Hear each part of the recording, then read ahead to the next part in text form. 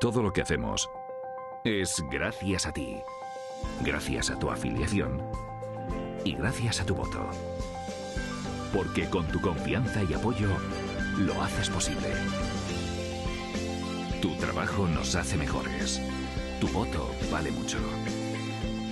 CESIF, tu sindicato.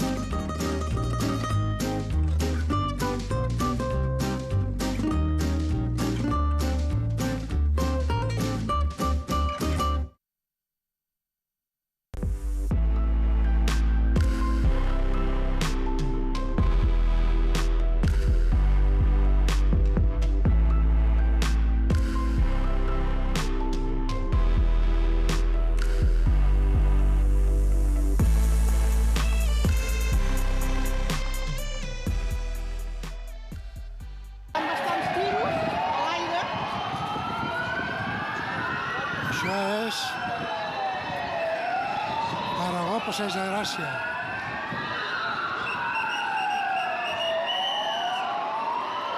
Estan tirant trets.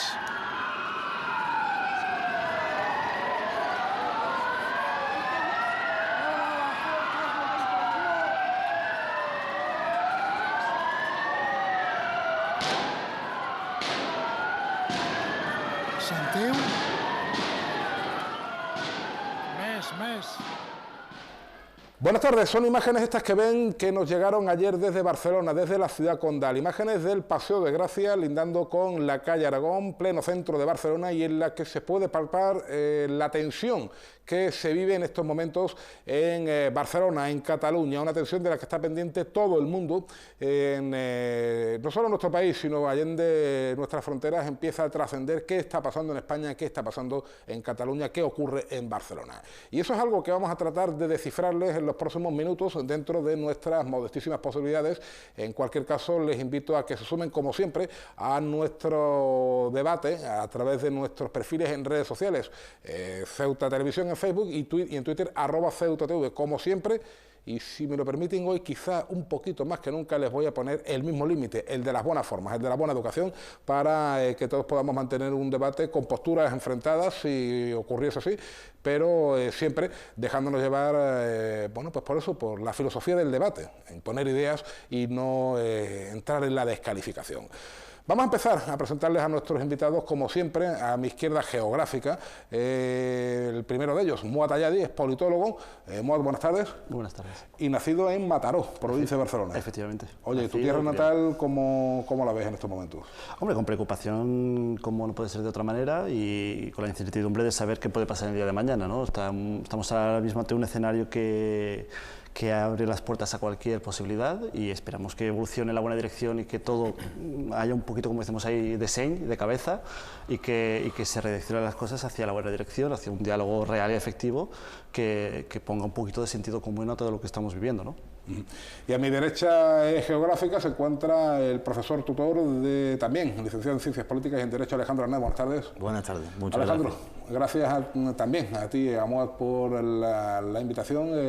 Supongo que la primera sensación es esa, de preocupación absoluta, ¿no?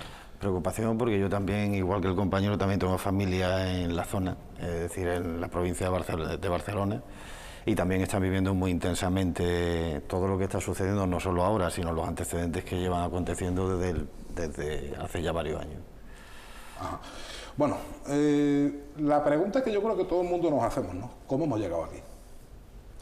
Hombre, yo creo que hay que hacer un ejercicio de memoria histórica y remontarnos a años atrás. Yo creo que aquí el punto de partida viene a ser la sentencia del Estatuto, es decir, pasamos del aprobar el Estatuto que aprobó el Parlamento de Cataluña, de aquellas famosas frases de Zapatero en el Palo Sant Jordi, si no me falla la memoria, a las campañas lideradas por el propio Mariano Rajoy, que años atrás participaba en actos de la JNC contra el Estatuto catalán, y posteriormente hasta lo que hemos llegado, ¿no? La sentencia del Estatut, la deriva de Mas, los casos de corrupción que han acorralado la extinta Convergencia y que buscaron en el independentismo un salvavidas y parece ser que lo han encontrado, y luego también la falta de comprensión o de lectura por parte del Estado, que no supo leer entre líneas y decir, cuidado que esto igual se nos va de las manos, igual hay que actuar de otra manera, igual hay que interlocutar con unos y no con otros.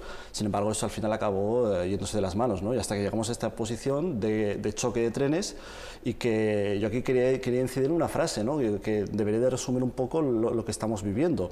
No estamos ante un problema de orden público, estamos ante un problema político de calado, que no solamente afecta a Cataluña propiamente dicho, sino que afecta al sentido propio del Estado español, como Estado de las autonomías, como Estado resultante de la Constitución del 78, y por lo tanto aquí hablamos de debate de la estructura territorial del Estado, de la finalidad misma del Estado, de cómo está evolucionando el Estado y si ha llegado a un punto de impasse de que o bien hay que transformar esto, ir hacia otra dirección o ver qué es lo que ocurre, porque claro, ahora mismo estamos ante un choque de trenes que está dando lugar a imágenes como las que vemos, imágenes totalmente denunciables y rechazables, que no se pueden justificar bajo ningún tipo de concepto, y que dañan al propio independentismo, ¿no? Ese independentismo mayoritario, que es cierto que ha mantenido cierta actitud militante, importante, las manifestaciones del 11 de septiembre, etcétera, etcétera, pero que se ha destacado dentro de la legalidad, ¿no? de cierto civismo, cierto pacifismo, y que ahora estamos viendo que igual con la entrada de ciertos grupos se está yendo de las manos, ¿no?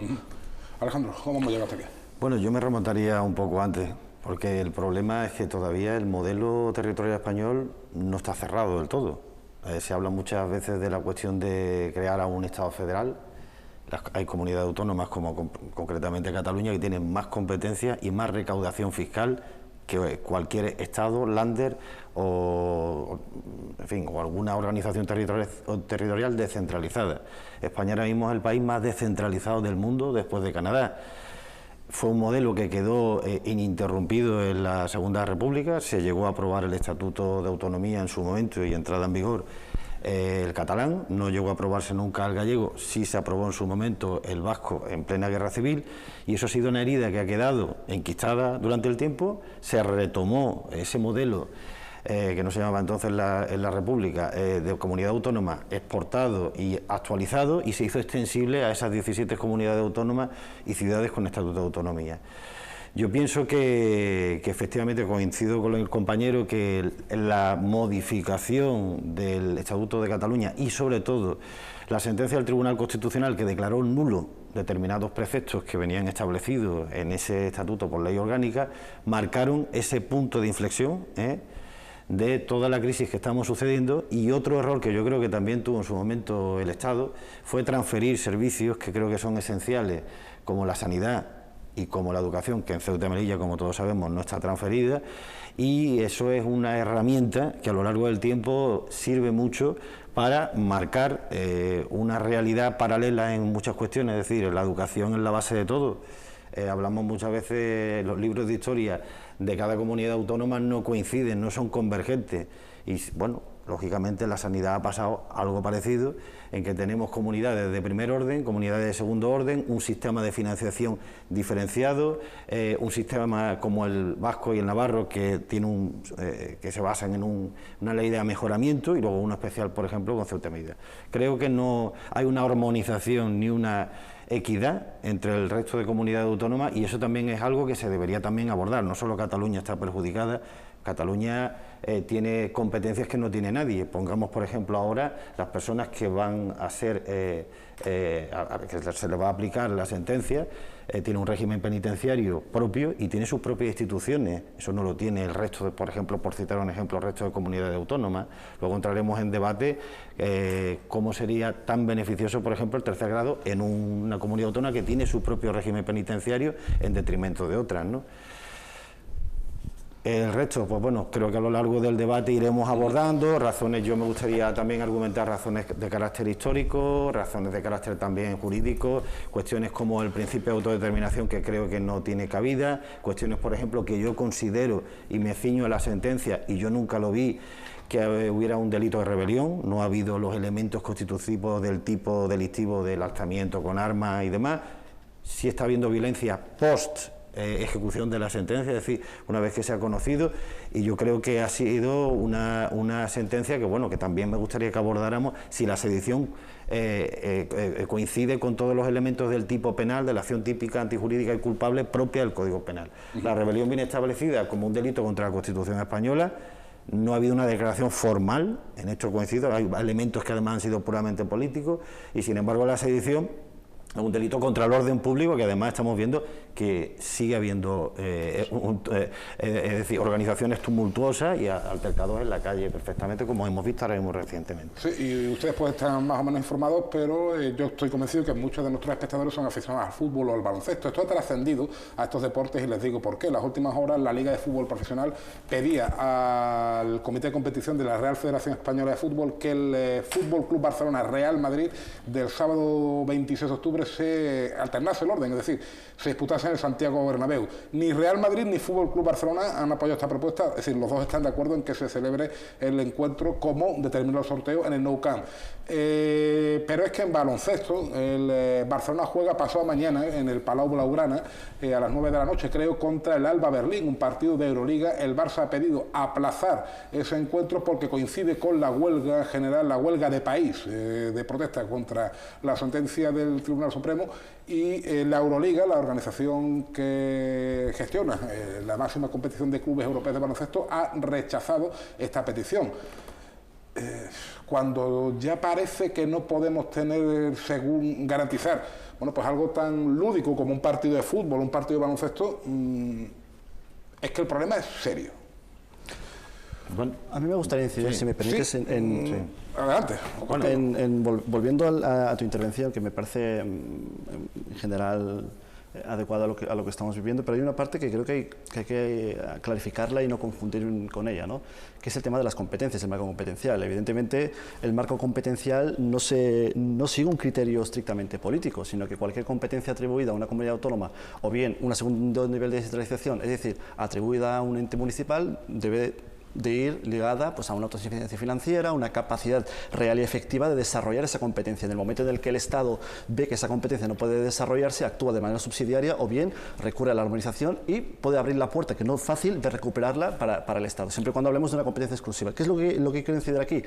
Y vuelvo a incidir en que estamos ante un problema político, que cuando se firmó el pacto del Majestic entre la convergencia de Pujol y el Partido Popular, y cuando José María Aznar hablaba catalán de la intimidad, en ese momento histórico, las competencias en educación y en políticas penitenciarias ya estaban cedidas en Cataluña. Sí, pero las educativas no. No, las educativas, si no recuerdo mal, en los 90 ya estaban cedidas. Es decir, y aquí estaba claro de que cuando se facilitó el primer gobierno de José María Aznar y cuando se facilitó también el gobierno previamente de Felipe González, se incidió en que había ciertas áreas a cambio de ese apoyo político. Y aquí el Partido Popular también tuvo parte de responsabilidad, del mismo modo que anteriormente el Partido Socialista. Por lo tanto, aquí no estamos hablando solamente de una cuestión competencia. Es decir, esto antes del Estatut no estaba en debate. Antes de la sentencia del Estado me refiero. Y efectivamente el Tribunal Constitucional se pronuncia sobre la inconstitucionalidad de parte del articulado del mismo, de esta ley orgánica del Estatuto de Autonomía de Cataluña, propuesta al Congreso y aprobado en el Congreso de los Diputados. ¿Qué es lo que ocurre? Que parte de ese mismo articulado sigue vigente en otro tipo de estatutos de autonomías, de la Comunidad Valenciana y en el caso también de Andalucía. No recurrido por los partidos mayoritarios en ese momento, Partido Popular y un inciso breve. Ven ustedes, o estaban viendo imágenes de un momento histórico, que es el momento de la proclamación de la declaración unilateral de independencia. Vemos ahí a Puigdemont, ahora en Waterloo, a Junqueras y a Forcadell pues cumpliendo las presiones. Ahí ven, pues fíjense, en 2 años, estas imágenes tienen justo 2 años, ¿no? De finales de octubre, principios de noviembre, sí. ¿Cómo cambia la historia? Sí, bueno, lo que decíamos antes, ¿no? Que cuando parece que fue hace 20 años y sí, estamos hablando de que no hace ni 2 años probablemente de esta imagen, ¿no? Lo importante de esta imagen es reafirmar de que 2 años después del 155, 2 años después de la Declaración Unilateral de Independencia, declarada nula posteriormente, y después del referéndum también declarado ilegal y por lo tanto sin vinculación jurídica, seguimos en la misma situación. Después de las cargas que tuvo lugar después de octubre de hace 2 años, seguimos en la misma situación. Y hoy, después de la sentencia del Tribunal Supremo, seguimos en la misma situación. Por lo tanto, no estamos ante un problema que puedan solucionar policías y jueces, sino que estamos ante un problema de calado que requiere altura de miras, que requiere políticas de Estado y que requiere un poco dejar el corazón y usar más la cabeza. Esa es otra de las grandes preguntas planteadas, Alejandro, en torno a todo el problema catalán. ¿Es un problema exclusivamente político, exclusivamente judicial? O yo considero que hay una división de poder, el poder judicial absolutamente independiente, marcado de la teoría del propio Montesquieu, y luego también se tiene un poder que se llama ius puniendi, es decir, la potestad de poder castigar a quien transgrede la ley, que nos afecta a todas las personas. El que una persona sea político y esté aforado, que en este país también sería un debate que había que tenerlo en cuenta, no le da patente de corso para que un tribunal determinado le lleve la causa o lleve la instrucción o la sentencia posterior, o que tenga inmunidad en determinadas cuestiones. Aquí ha habido una transgresión clara, y yo, viendo el Código Penal, yo desde el principio pensaba que la rebelión era exagerada, porque pienso que el juez Llarena, con todo mi respeto, la euroorden no tuvo el calado en el resto de los países donde tenía destino para que se hiciera efectiva la repatriación a España. Pienso que desde un principio se tenía que haber conceptualizado como una sedición, porque no tenía los elementos propios, pero los delitos se han cometido y además son gravísimos. Que luego hay una red lógica de personas que apoyan y todo lo demás, que esto es algo contagioso. Aquí nosotros podemos ser perfectamente pacíficos en un partido de fútbol, hablando del fútbol, nos podemos convertir en otro tipo de personas arrastrados por la masa. Aquí ha habido una quebrantación, o sea, un quebrantamiento durísimo de una serie de delitos que, por cierto, hacía mucho tiempo que no se llevaban a efecto o no teníamos conocimiento. Que hay también un debate de trasfondo, por supuesto, político. Lógicamente que lo hay político, porque es una cuestión, además, que es que hay que solucionarla de esa manera. Pero yo, desde luego, estamos en un Estado social y democrático y de derecho, como habla el artículo 1 de la Constitución. Y hay que cumplir la ley para todos, ¿eh? Es general y abstracta. Y el Código Penal, además, es una ley orgánica y con absoluta contundencia. Y había un apercibimiento en su momento de que la transgresión de esta ley iba a tener unas consecuencias, que afortunadamente han sido la mitad de la pena, porque el delito de rebelión viene tipificado con unos tipos penales que a mí me parecen también desproporcionados, porque en su momento de redacción teníamos muy fresco en nuestra historia el 23 de febrero del año 81, que además yo, por la edad que tengo, lo viví aunque fuera un niño. Y bueno, lo que han deslizado en los últimos años algunos juristas, algunos políticos, este tipo de cuestiones, el artículo 255, el delito de rebelión, etcétera, sí, se articulan o se incluyen pensando en una comunidad autónoma que no era Cataluña, sino el País Vasco. Sí, pero yo creo que aquí hay que hacer un ejercicio de autocrítica importante por parte de la clase política, que al fin y al cabo es el reflejo de la sociedad. Es decir, la clase política no es un ente extraterrestre, digamos, que refleja la sociedad en la que vivimos. Pero yo creo que el nivel de irresponsabilidad ejercido por parte del Estado y por parte, en este caso, de Cataluña, que han olvidado o se han negado a hacer política y se han negado a promover acciones que lleven a una solución pactada, continuista, que ponga fin a todo este debate, y han dejado que los jueces tomen el protagonismo, que los jueces sean los protagonistas. Es decir, me parece injusto también. Es decir, el Tribunal Supremo no tiene por qué tragarse este marrón, y perdóname que use yo Es decir, el Tribunal Supremo lo que hace, efectivamente, ante una relación de hechos, actúa derecho en mano, porque como no puede ser de otra manera, y tipifica unos delitos. Incluso aquí ha habido divergencias entre lo que la abogacía del Estado sostenía y lo que la Fiscalía sostenía, y aquí el Tribunal Supremo pues ha dictado sentencia. Hasta aquí esto yo creo que nadie lo cuestiona, pero el llevarnos hasta esa situación y de quitarnos literalmente el muerto de encima y dejárselo en el Tribunal Supremo, yo creo que aquí hay que poner el punto de atención de decir, señores, es que ustedes debieron hacer política en su momento, porque a nosotros vuelvo a incidir en la memoria política de este país. Es que se nos olvida cuando Artur Mas salía de Moncloa y estrechaba la mano a Zapatero diciendo que hemos llegado a un acuerdo en Cataluña por el tema del estatut. Se nos olvida cuando se habla de la sociovergencia en Barcelona, de un posible gobierno bipartito entre Convergencia y el Partido de los Socialistas, o se nos olvida cuando Alicia Camacho, Partido Popular de Cataluña, apoyó la investidura, en este caso los presupuestos, si no me falla la memoria, de Artur Mas. Y la investidura, digamos que los que hoy en día parecen tan diferentes, igual no lo son tanto, ¿eh? Es decir, o igual la rivalidad que aparentemente existe hoy, en el fondo no lo es tanto, ¿eh? Y hay mucho paralelismo entre el viraje que hace el Partido Popular y el que hace Convergencia, es decir, la derecha en Cataluña y la derecha en el Estado. Y luego también el posicionamiento de los poderes fácticos, es decir, Foment del Treball, que es la patronal catalana hoy se ha pronunciado radicalmente en contra de lo que está pasando, diciendo, señores, cuidado que esto se está yendo de las manos y esto va a afectar a Barcelona, a la proyección internacional de Barcelona, etcétera, etcétera. Entonces, aquí volver a incidir en lo mismo, que España, y aquí hay que volver al punto de partida, que es que España no supo o no pudo resolver constitucionalmente lo que es una realidad diversa, plural, plurinacional. Yo insisto en que España es un Estado plurinacional y que no supo encajar. El modelo autonómico ha funcionado hasta ahora, efectivamente.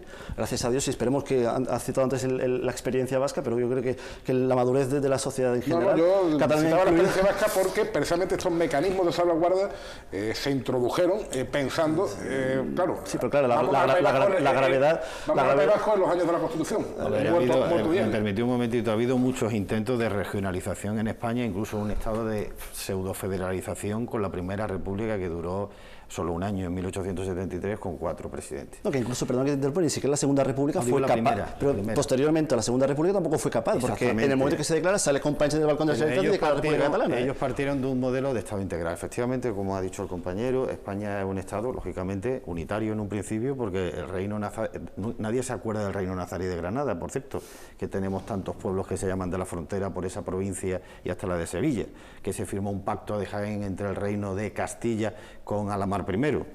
Era un reino, ¿vale? El reino catalano, no ha existido el reino catalano aragonés, ha existido el reino Aragón y Cataluña como principado. Igual que ha existido el reino de León, que hizo un tratado con Portugal, que era el Tratado de la Raya, y luego se fusionó con el de Castilla. Es decir, han tenido capacidad de obrar y capacidad jurídica porque han sido reinos. España tiene la circunstancia que han sido reinos unificados y están en ese escudo nacional, y esa modesta granadita pequeñita refleja precisamente que tuvimos un reino nazarí hasta 1492. Sin embargo, Andalucía no se corresponde con esa realidad histórica que podría haber sido, que de hecho tengo aquí todos los proyectos regionalistas de España, Andalucía Oriental, Andalucía Occidental, e incluso hubo un proyecto, non grato, al final por parte de la clase política del momento, de adherir a Ceuta y Melilla. El problema que tenemos nosotros en el sistema político español y cómo se definió el sistema electoral es que, al ser un sistema mayoritario que requiere un debate de investidura en el Congreso, se requiere siempre los pactos. Es muy difícil llegar a una mayoría absoluta, sobre todo con un régimen electoral en el que sobredimensiona aquellas provincias que no tienen ninguna capacidad de representación, porque las provincias fue un ente creado por Javier de Burgos, dentro de un sistema centralista, en 1833, y no refleja ninguna realidad histórica. Y esas provincias que son demográficamente modestas sobredimensionan la realidad del voto. Hacen que, por poner un ejemplo en Cataluña, que las dos provincias del norte tengan mayor representación, los votos por la ley DON, con respecto a las del sur. Luego, ¿eso en qué se determina? Lo acabamos de ver, vamos a tener otras nuevas elecciones. Requieren una política de pacto y, efectivamente, tanto catalanes como vascos han sido siempre, incluso canarios, bisagra en todos esos acuerdos, que lo que ha hecho es desdibujar ese Estado, es decir, a España, hasta tal extremo que se han cedido competencias unos y otros, porque lo han sido todos, con tal de mantener una mayoría, aunque fuera apoyada, porque no hay que olvidar que las grandes leyes requieren una aprobación mayoritaria en el Congreso, son leyes orgánicas, las que regulan derechos fundamentales y libertades públicas, y entonces se han apoyado siempre en esos partidos que son bisagra. Esto no pasaría en Francia, por ejemplo, que es un modelo a 2 vueltas, es un modelo mayoritario y no establece esos consensos y esas cesiones porque al final se traducen cesiones a determinadas comunidades autónomas. Tú ponías el ejemplo antes precisamente de la cesión de competencias, pero es que hoy en día el IRPF, que lo pagamos todos los españoles, el 50%, es decir, el 33% de la recaudación fiscal está cedido a las comunidades autónomas. No recauda lo mismo Extremadura, que tienen unas bases reguladoras, esos contribuyentes pequeñitas, que Cataluña, que tiene un potencial endógeno y un Producto Interior Bruto muy por encima de la media nacional. Eso redunda, lógicamente, en que al final Cataluña proporcionalmente recauda más. El Estado hoy en día no tiene margen recaudatoria prácticamente. Yo no me traigo los datos, pero os pongo cualquier Estado federal, el alemán con el sistema de Larder, el de Estados Unidos con el sistema de Estados, los 50 estados, recaudan hasta 8 puntos menos de lo que recaudan las comunidades autónomas, que además se traduce luego incluso que tienen mayores empleados públicos, mayores recursos, mayores medios y todo lo demás. lógicamente se notan las diferencias que vienen luego marcadas de esas comunidades que son ricas con respecto a otras que no son tan ricas, con lo cual quebranta el principio de igualdad el artículo 14 de la Constitución. No me voy a enrollar tampoco mucho sobre eso, pues entramos ya en temas fiscales. No, porque que es interesante, porque uno de los argumentos de parte del independentismo es ese cierto castigo económico por parte del Estado hacia Cataluña, pero lo que sí que es cierto es que a nivel de saldo fiscal lo que contribuyen o lo que atribuyen las diferentes comunidades hacia el Estado y lo que el Estado devuelve a estas comunidades, lo que sí que es cierto es que hay dos Españas. Claro. Hay una España, la España de Cataluña, la España de las Baleares, la España de la Comunidad Valenciana, la España de Madrid, que está en una división, y luego el resto del Estado. Pero eso también corresponde a las políticas del Estado, de cómo se ha invertido en ciertas zonas y en otras no, a nivel de infraestructuras, a nivel de poder industrial, y evidentemente la industrialización en el Levante no es la misma que en el interior. Muy bien, y digamos que es un debate muy largo, muy extenso y muy denso que efectivamente refleja que es una realidad. Claro, no podemos poner, y aquí no le quito importancia a un territorio u otro, en la situación de Extremadura, que depende de una parte importante de la intervención del Estado y de las aportaciones del Estado, como puede ser Ceuta y Melilla, con Cataluña o con la Comunidad de Madrid. Es decir, la región de Madrid es otro ejemplo en el que el saldo fiscal no precisamente la beneficia. Pero eso no justifica, yo creo que aquí es un poco hacer trampa, ¿no? No justifica un poco el posicionamiento de uno o de otro. Yo creo que aquí no es un problema solamente, no es un problema de dinero propiamente dicho. Yo creo que también... Es decir, porque de ser de dinero, el Estado habría aceptado la propuesta de crear un modelo parecido al foral en Cataluña. Habría accedido, pero vio el famoso pacto fiscal, etcétera, etcétera, tanto con Rajoy como previamente con el Partido Socialista. Pero yo creo que aquí hemos entrado en un ámbito más emocional que no financiero o económico. Es decir, yo ahí discrepo. Yo he vivido la época del boicot al Cava. Yo he vivido la época en la que se decía que en Cataluña se multaba si tú ponías el rótulo de tu tienda en castellano. Yo he vivido eso y he vivido también la incomprensión y la indignación de la sociedad catalana hacia gente que no precisamente es independentista. Ojo, Cataluña es un tejido social muy diverso, muy complejo, pero que da lugar a esa diversidad que tanto le caracteriza. Pero claro, llegar a me ha gustado mucho la expresión que la escuché esta mañana en la cadena SER, cuando se habla de convertir la política en una especie de carrusel deportivo, ¿no? Y convertirla en cierto show, en cierto reality show, a ver qué pasa aquí, a ver qué hice la otra, a ver qué la hice más gorda. Perdóname que quiero usar este tipo de expresiones, pero en parte es así. Antes, Juanjo, citabas el tema de la Liga de Fútbol Profesional. Yo creo que aquí... No, yo lo mencionaba como ejemplo de lo delicado que están las cosas. No, pero fíjate, yo aquí, perdóname que te responda, pero yo creo que aquí el que sobra es precisamente la Liga de Fútbol Profesional. Es decir, señores, si las cuerpos y fuerzas de seguridad del Estado creen o ven o perciben de que puede haber un partido de alto riesgo que, independientemente de esa situación política, ya se considera un evento de alto riesgo y se movilizan importantísimos operativos, pero si creen que puede suponer un riesgo de orden público, evidentemente el Estado intervendría, pero el Estado, o en este caso los Mossos de Escuadra, pero llegar a que la LFP se pronuncie sobre... Es decir, ya entramos un poco en la caricaturización de la política en la que se vive en España. Y aquí yo quiero incidir en una cosa, que es volver a que no estamos hablando de dos bloques claros y definidos. El independentismo hoy ha demostrado que está dividido más que nunca. Hoy se ha visto que Esquerra va por una dirección, que Torra va por otra dirección, que los CDR van por otra dirección, lo que ha aparecido ahora mismo que se llama Tsunami Democratic, que no sé de dónde ha salido, va por otra dirección, pero lo que sí que es cierto es que estas acciones que estamos viendo, si tienen una finalidad, yo aquí hago un paralelismo, salvando las diferencias, con lo que está ocurriendo en Hong Kong, que es buscar la internacionalización del conflicto a cualquier precio. Si no nos entiende el ocupar el aeropuerto del Prat, si no nos entiende bloquear media Barcelona y cortar las arterias, que la carretera a Francia, el AVE a Francia, digamos, todo eso busca un poco llamar la atención, y creo que el propio independentismo se está dando cuenta de que igual eso es contraproducente para su propia causa. Pero es que por el otro lado estamos volviendo a lo mismo, es decir, aquí un 155, primero no se da la situación hoy por hoy para implantarse, objetivamente hablando, a nivel jurídico y a nivel político. La ley propia de seguridad ciudadana, hasta que no ocurra ciertas cosas, no justificaría la intervención del Estado. Y aquí la Generalitat está siendo cauta, está jugando a esa ambigüedad de, no, yo no, pero la desobediencia civil sí, ánimo, seguir haciendo lo vuestro y apretada, etcétera, etcétera, pero yo como institución no puedo hacer nada. Entonces aquí se está jugando un poco con esa ambigüedad. La Generalitat, ¿pero a qué te refieres? Perdón, porque a mí me da que ahora mismo hay un conflicto abierto en el seno del gobierno de Cataluña y... No, un conflicto abierto y poco disimulado entre el ala, digamos, más radical, más militante,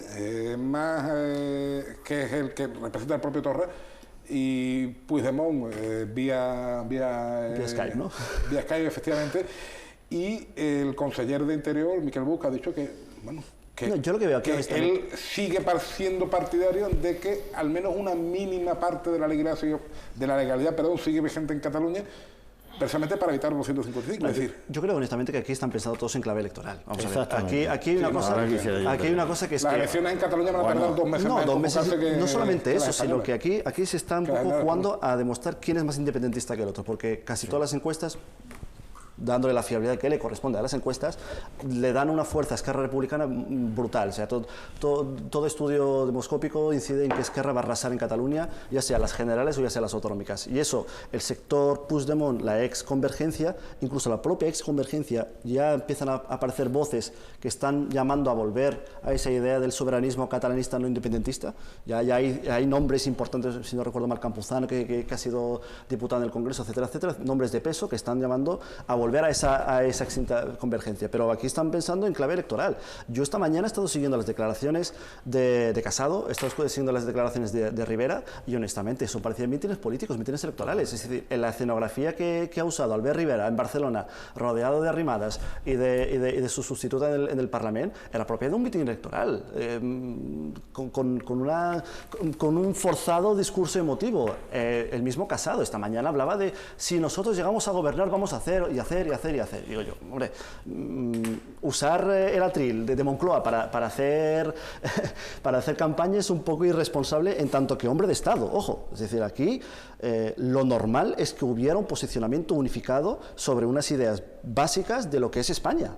Y a día de hoy vemos que esto no existe, porque los principales partidos políticos cada uno tira hacia un lado, y en Cataluña pasa exactamente lo mismo. Es decir, Esquerra está esperando recoger los frutos de todo esto. Y Convergencia o Junts per Cat, que es la marca que ahora mismo se usa, está viendo que se está quedando sin nada.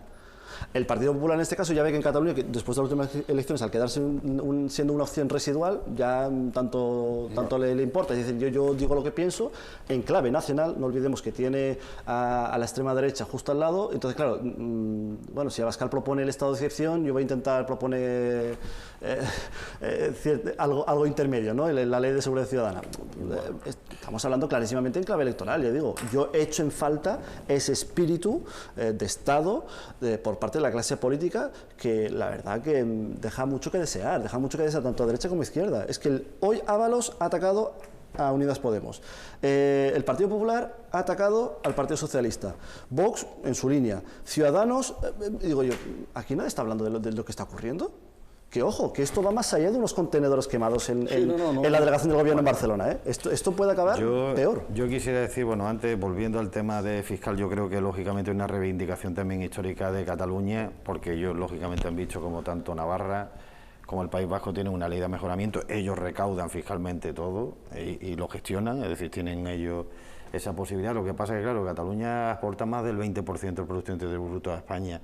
Sería imposible de sostener, se generarían mayores desigualdades con el resto de las comunidades que hemos mencionado, que no son las más pudientes precisamente. Con respecto a lo que estabas comentando, efectivamente, ahora es una corriente muy favorable a que no se actúe de manera contundente, en ninguna de las maneras.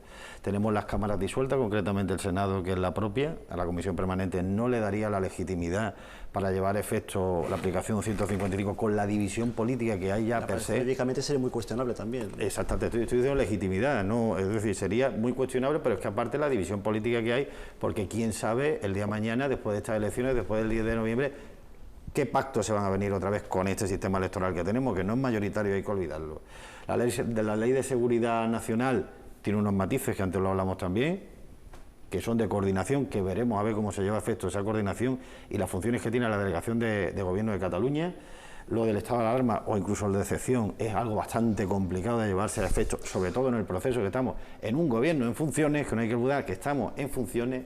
Y luego, finalmente, las maniobras que quedan son prácticamente limitadas. Está la Ley de Seguridad Ciudadana, que lógicamente también se puede actuar porque, oye, toda persona que haga una algarada, pues está cometiendo un delito también de orden público y se le detiene. Pero es que estamos hablando de que es de una manera muy colectiva, que no son casos aislados, y que se está, lógicamente, contagiando por muchos escenarios que son clave comunicaciones, lugares institucionales muy simbólicos, comunicaciones aéreas de carácter internacional como el aeropuerto del Prat, fronteras incluso del espacio Schengen abiertas, pero que también impiden lo que es el tráfico de mercancías habituales. Y estamos con un gobierno en funciones, que hasta noviembre no tenemos elecciones y seguirá en funciones hasta que se constituya, si es que hay una mayoría en primera o segunda vuelta. Si es que no nos como vamos se a repitan los resultados que tenemos nosotros, o sea, no varíen mucho, nos vamos a encontrar con un problema que no podemos ejecutar ninguna de las soluciones que nos da. Luego, yo pienso que un 155, en caso de haberse aplicado, debería haberse prolongado más en el tiempo. No fue tan traumático en ese sentido, pero claro, volviendo a unas propias elecciones, pues parece como una especie de revancha y una reafirmación de lo que había. Y nos hemos encontrado con lo que tenemos, con un problema. Ahí sí coincido que tenemos un problema absolutamente político. En eso sí, pero está también la sentencia del Supremo y está una euroorden que veremos que ya ha empezado a andar. También hay personas que posiblemente las veamos también circular por ahí. Yo creo que las dos ideas no están reñidas, es decir, que hay una realidad de orden público en la que la justicia debe intervenir y los cuerpos y fuerzas de seguridad del Estado también deben intervenir, efectivamente, y eso funciona. España no es una república bananera, es un Estado de Derecho serio. Por lo tanto, por ahí no cabe debate. El problema es en la otra orilla, que es el tema político. Es decir, hoy ya se han llevado a cabo 70 detenciones, si no me falla la memoria. 70 detenciones, de puesto en libertad a otros 20, pero de personas que han sido pues, acusadas de haber provocado altercados, etcétera, etcétera.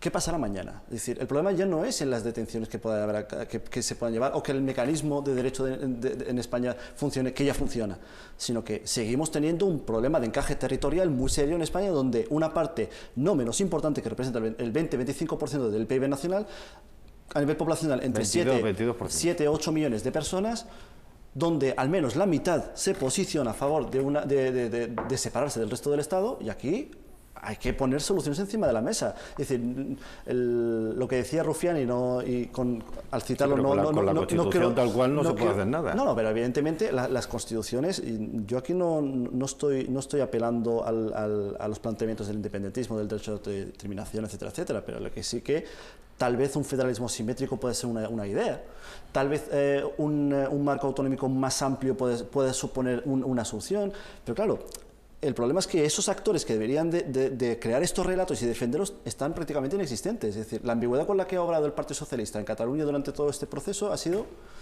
llamativa, prácticamente desaparecido. El papel que está jugando Ciudadanos desde que nació como partido identitario, con el tema de la lengua como eje central, que pasó siendo un partido progresista de centro izquierda a ser lo que ahora mismo diciendo que son el socio preferente del Partido Popular, también es otra historia. El papel que ha jugado el Partido Popular hasta prácticamente desaparecer, empujando al propio Albiol a decir yo me presento como Albiol, no como Partido Popular en las elecciones municipales, es otra historia. Digamos que la realidad política es más compleja de lo que parece, pero eso no quiere decir de que España tiene la capacidad constitucional e histórica y la legitimidad política y democrática de emprender un proceso nuevo, una nueva transición política en España que supere este impasse. Yo no digo que le dé una solución final. El Estado de las Autonomías ha funcionado desde el 78 hasta la fecha, ha funcionado. Con sus pros, es muy deficitario. Con sus pros y con sus contras, efectivamente, pero viniendo de donde veníamos, después de 40 años de dictadura, de garantizar una paz y una prosperidad económica importante en España, yo creo que los mejores 40 años que se recuerdan del último siglo. Ahora bien, hay que dar pie o hay que abrir el debate sobre que España tal vez necesite una nueva transición, nuevos pactos nacionales que pongan fin, aunque sea de momento, al debate territorial. Cataluña hoy por hoy, una parte de ella, no toda, una parte de ella no se siente cómoda. Y habría que preguntarse por qué, dejando de lado las emociones, analizarlas y encontrar, como bien has dicho antes, ceder unos y otros. Es decir, yo aquí no veo una Cataluña independiente. Yo quisiera decir solo un matiz con cuestión de las emociones. En política hay dos cuestiones que se saca mucho rédito, y especialmente en esto que ahora mismo estamos hablando, en el proceso que estamos electoral. Y uno es el odio y otro el miedo.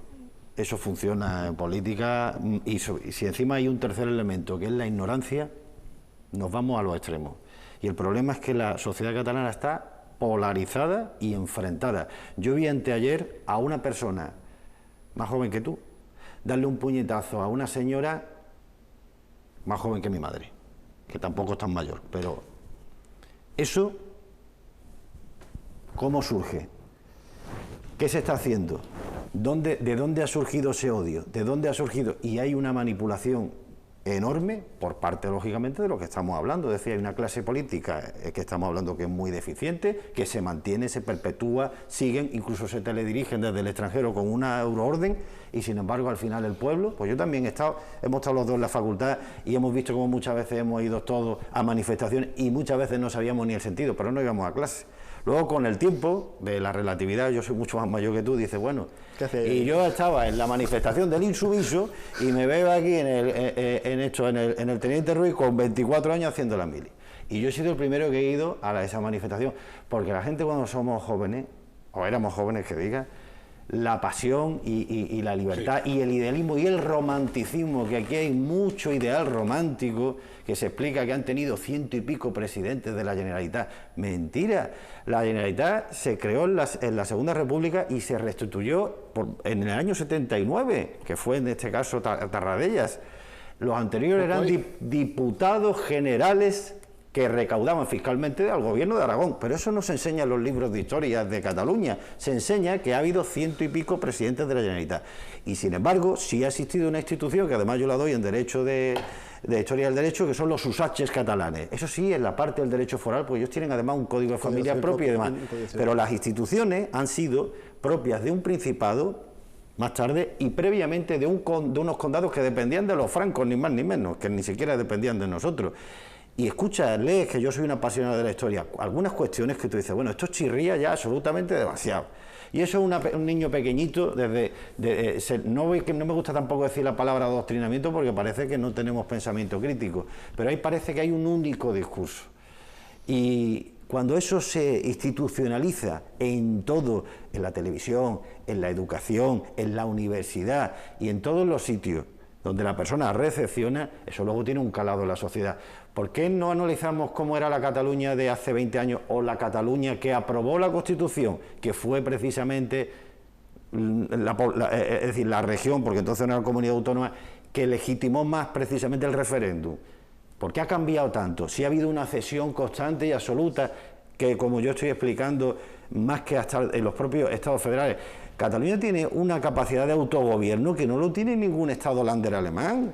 Y sin embargo, en Alemania, los partidos regionalistas están prohibidos, siendo un estado federal. Es decir, se dan algunas incongruencias que, por ejemplo, entiendo yo que lo que ha habido es una cesión desmesurada. Ya digo, Cataluña creo que tiene transferida en torno a 200 y pico competencias. Ceuta, por poner un ejemplo, tiene 19, ¿eh?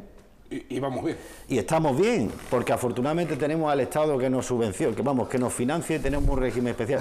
Pero luego nos encontramos... No creo que Ceuta sea precisamente... Es decir, bueno, vamos a poner, estoy poniendo los extremos, estoy hablando de la situación que nosotros tenemos, la dimensión geográfica y demás. Sí, cuando llegamos a dar la policía, el Poder Judicial, las instituciones judiciales, es decir, hay cuestiones que, además esto es muy sencillo, esto es de manual, vas viendo y tú dices, bueno, a ver, en Estados Unidos la educación está transferida a los estados, en Alemania está, si nuestra Constitución está copiada en parte de la italiana. Ellos crearon el Estado autonómico, pero claro, los italianos ni mucho menos no están ni al 20% de lo que hemos llegado nosotros. También ellos tienen un sistema electoral diferente que ha determinado que los pactos que ellos organizan no requieran luego una cesión automática. Sí, pero yo creo que hay que hacer una lectura más bien relativa, es decir, sin entrar en el fondo, es decir, hablar de adoctrinamiento en... Yo no he querido decir la palabra adoctrinamiento. Sí. No lo he dicho, no lo estoy poniendo en tu boca, pero me refiero que existe ese relato.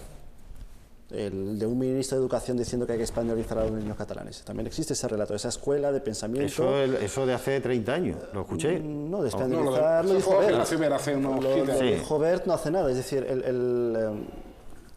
yo he estudiado la escuela pública catalana hasta terminar la universidad, digamos, y muy adoctrinado creo que yo no soy, pero volviendo al debate, vamos a ver, no es tanto lo que se enseña o no se enseña. Porque yo me hago la otra pregunta, evidentemente lo que citabas antes es totalmente condenable y rechazable, es decir, yo he visto la imagen, pero también he visto la imagen de una señora con una bufanda amarilla que le quitaba una valla que estaba intentando tirar un un antisistema, ¿no? Diciéndole que no, así no. Y aparte se escuchaba diciéndole así no. Digamos que buenos ejemplos y malos, y malos ejemplos los hay. Pero, claro, yo me hago la misma pregunta, que es lo que empuja a que una parte de España grite a por ellos. Ojalá a miembros de cuerpo de fuerza de seguridad del Estado diciendo a por ellos, a por ellos. Que el a por ellos, por cierto, ayer también se escuchó en Barcelona, pero hacia los Mossos. Es decir, estamos entrando en una deriva muy peligrosa. Yo esta mañana, no quiero citar el medio, pero yo leía la violencia del Procés en grande, en un programa que no es precisamente residual, sino que tiene una cota de pantalla muy importante, donde el discurso que se transmitía era de que no estamos hablando de Cataluña, sino estamos hablando de la Irlanda del Norte de los 80 o de los 70. Y yo digo este canal de televisión lo ven millones de españoles, en prime time. Es decir, aquí el nivel de irresponsabilidad al que se ha llegado, también por parte de ciertas corporaciones mediáticas, es extremo. Es extremo. Yo quiero quedarme con la imagen de las marchas por la libertad, aunque no las comparte y que dividan las autopistas, etcétera. Pero bueno, es un comportamiento cívico que podemos compartir o no, que son gente que manifiesta y han sacado unas cuantas marchas y dicen, vamos a concluir en Barcelona, etcétera, etcétera. Si aquí va, ok, lo respeto. Pero de ahí a lo que decíamos antes, el carrusel deportivo ¿no? A ver qué la dice más gorda, a ver quién lo pinta peor. Ciertas personas que su opinión no es cualquier opinión, sino que son personas que crean opinión y que crean tendencia a nivel nacional, manifiestan ciertas cosas, primero desde el desconocimiento puro y duro y en busca solamente de aumentar la cuota de pantalla.